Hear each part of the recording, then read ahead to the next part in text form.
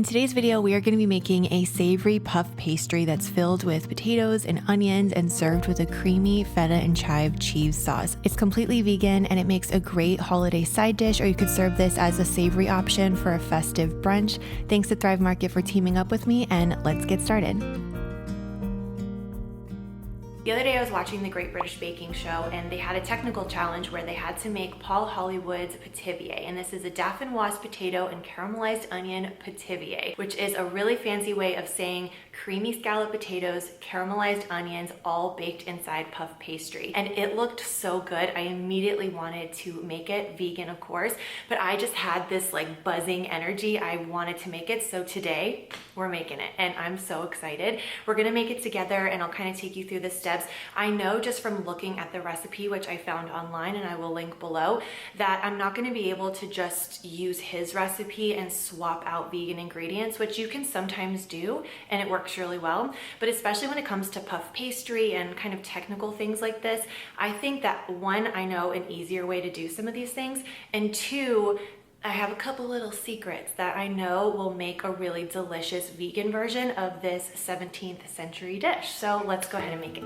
The first thing we're gonna do is cut our butter into small pieces. I'm using Earth Balance sticks, and you wanna make sure that you keep the butter really nice and cold. So I cut it up into small pieces and I keep it in the fridge or freezer until ready to use. The key to flaky pastry is to make sure you're using very cold ingredients, because that makes sure that the butter doesn't melt, meaning the water stays inside of it, and then it can release that steam in the oven, which is what creates flaky layers. So cold is key. Next, we'll measure out our dry ingredients, and I like to fluff up the flour, spoon it into my measuring cup, and then level it off. I'm also gonna add salt and sugar. The sugar doesn't make it sweet, it just helps to give the dough some flavor, and it also helps it to brown nicely in the oven. Then we'll add our butter, and all I'm gonna do is just press the butter and flour together. You're not gonna mix it all the way in. You wanna have some pretty large pieces of butter remaining. This is going to help to create a nice flaky pastry later on, but you do wanna make sure that you end up with kind of a shaggy dough.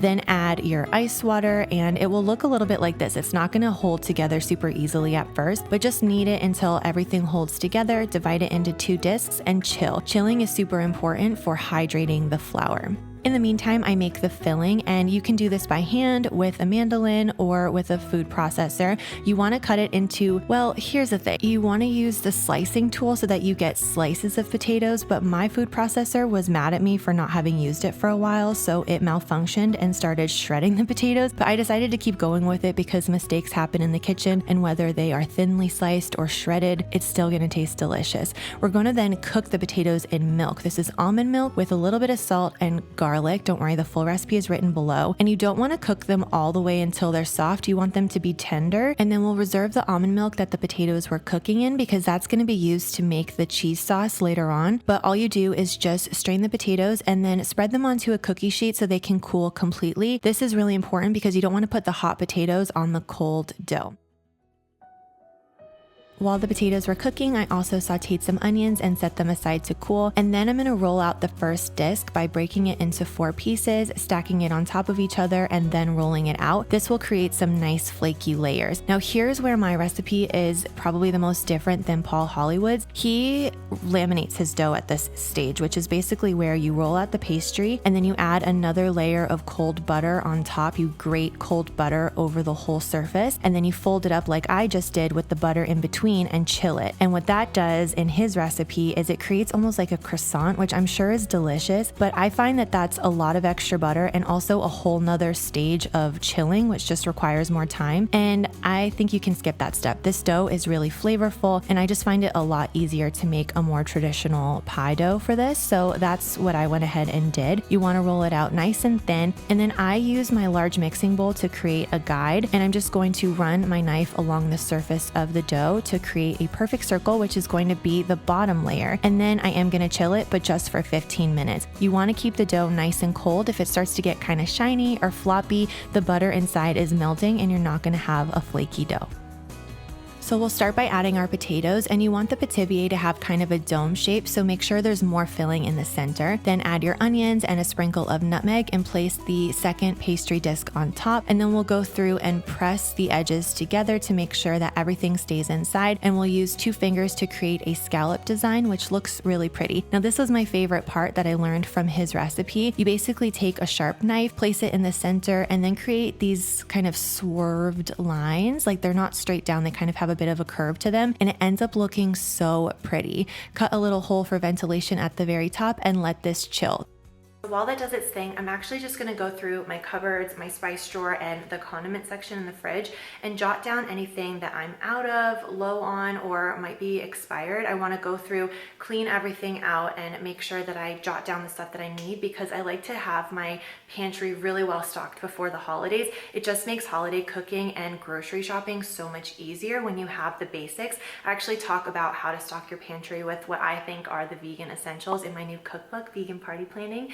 And I love how whenever I have a fully stocked kitchen, it actually really motivates me to get in the kitchen and make food for myself and for my friends and family, because there's just an ease about knowing that like all of your tools and basics are there. I know there's some spices that I use a lot during the holiday season: dried rosemary, dried sage. I use a lot of cinnamon, of course, and I need like olive oils. I know I need vanilla right now. I'm totally out of vanilla, and I'm very low on almond extract, and I love using both of those in holiday baking. So I'm gonna go through with a notebook and just kind of jot everything down, and then I will get my essentials on Thrive Market. Thrive Market is an online membership-based grocery store, and they're really passionate about helping people save money on groceries, which obviously now more than ever is so important.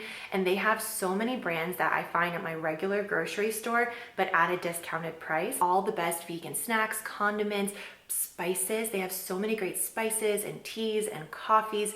It's amazing, and it only gets more amazing as time goes on. They even now have the Deliciously Ella products, which I am freaking out about. For the longest time, her products were not available in the US, but they are now on Thrive Market, and I cannot wait to add them to my order. As a vegan who also tries to shop organic as often as possible, it's super easy on Thrive because they have filters. So I'll just go ahead and click vegan, and I'll click organic, and everything else that doesn't fit into that category just goes away. So I don't have to sit there and sift through all of these different products looking for something that is both vegan and organic. I can just shop, and there are so many great options. I'm definitely going to be stocking up on baking essentials, my spices, veggie broth, all the stuff that I use a lot this time of year. If you want to try Thrive Market, you can sign up to become a member for 1 month or for 1 year, and when you click the link and join today, you can get 30% off your first order and a free gift worth up to $60. I'm going to take my notebook, grab a cup of tea, and head over to the couch with my laptop and do all of my grocery shopping, and when I'm done with that, we'll go ahead and get back to the pithivier.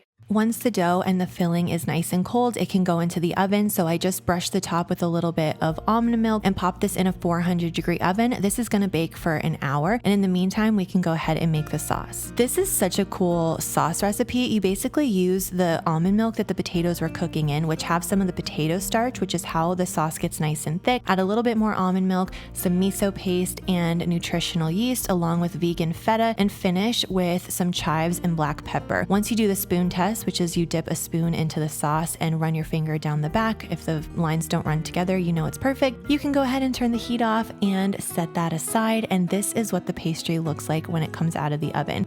I do like to brush it with a thin layer of olive oil or butter at the end to give it a little bit of a glossiness. And this is delicious, you guys. We've got creamy potatoes, onions, and nutmeg inside, and the savory kind of tangy cheesy sauce really balances it out. I like it with a lot of fresh chives and black pepper on top, and Prue on the show actually described it as carbs on carbs served with cream, and I love that description. It is so true. It's a very decadent, delicious holiday recipe that you can use in place of any potato side. Like any place where you would be serving scalloped potatoes or mashed potatoes, you can swap this out instead and really get some oohs and ahs from your friends and family. It's such a special, delicious dessert, especially because that flaky crust encapsulating the potatoes in the cream, like so special. So I can't wait for you to try it.